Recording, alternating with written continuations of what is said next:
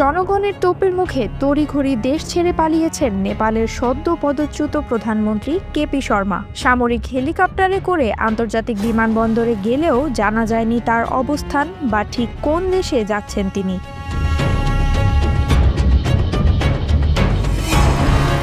ব্যাপক বিক্ষোভ ও সহিংসতার পর ক্ষমতা ছাড়তে বাধ্য হয় নেপালের প্রধানমন্ত্রী কেপি শর্মা ওলি। বর্তমানে দেশটির নিরাপত্তার দায়িত্ব নিয়েছে সেনাবাহিনী। বাংলাদেশের স্বৈরাচারী সরকার হাসিনার মতোই সামরিক হেলিকপ্টারে করে বিমানবন্দর পর্যন্ত গেলেও শেষ পর্যন্ত কোথায় গেছেন সে সম্পর্কে কোনো তথ্য এখনো প্রকাশ হয়নি। তিনি দেশে আছেন নাকি বিদেশে গেছেন তাও স্পষ্ট নয়। এ নিয়ে বাড়ছে জল্পনা কল্পনা।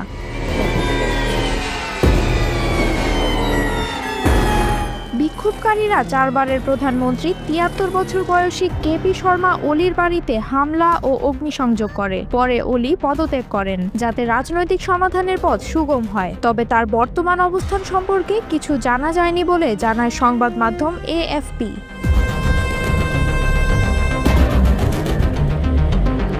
সামাজিক যোগাযোগ মাধ্যমে নিষেধাজ্ঞা ও দুর্নীতির বিরুদ্ধে শুরু হওয়া বিক্ষোভ 2 দশকের মধ্যে সবচেয়ে সহিংস রূপ নেয় দেশটিতে। এক পর্যায়ে সরকারি দমনপীড়নে অন্তত 19 জন নিহত হন এবং বিক্ষোভকারীরা সংসদ ভবনে আগুন ধরিয়ে দেন।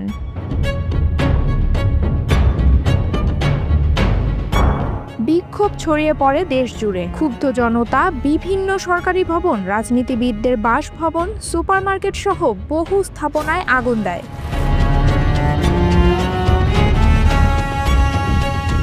কাঠমান্ডুতে এখনো ধোঁয়ার কুণ্ডলী দেখা যাচ্ছে। রাস্তায় পুড়ে যাওয়া গাড়ি ও টায়ারের অবশিষ্টাংশ ছড়িয়ে ছিটিয়ে রয়েছে।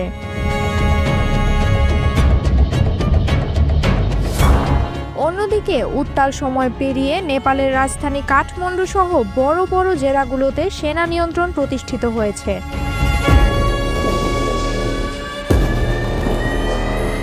দেশটির সংবাদ মাধ্যম অন্নপূর্ণা টাইমসের মতে গতকালের তুলনায় আজকের কাঠমান্ডুর চিত্র একেবারেই ভিন্ন। প্রতিবেদনে বলা হয়েছে শহরের প্রধান মোড়ে সেনা মোতায়েন রয়েছে। কারফিউ জারির কারণে সড়কে যানবাহনের সংখ্যা খুবই কম।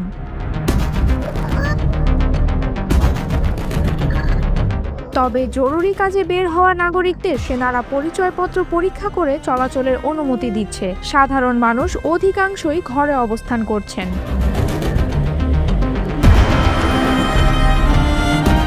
অন্যদিকে জেনারেশন জি নেতৃত্বাধীন আন্দোলন এখন অনেকটাই স্তিমিত রয়েছে। আন্দোলনে অংশ নেওয়া তরুণদের এখন রাজধানীর বিভিন্ন স্থানে পরিষ্কার পরিচ্ছন্নতার কাজে অংশ নিতে দেখা যাচ্ছে।